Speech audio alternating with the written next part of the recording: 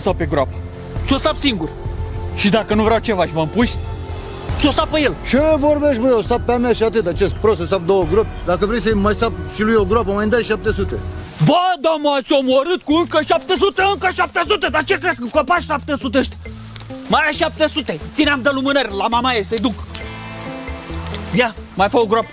Acum și mie 700 ca să vă dau voie să săpați. Păi de unde, mă, încă 700? Dar ce crezi că ăștia cresc în copac? Ia și tu încă 700. Să-ți iei lumânări de ele.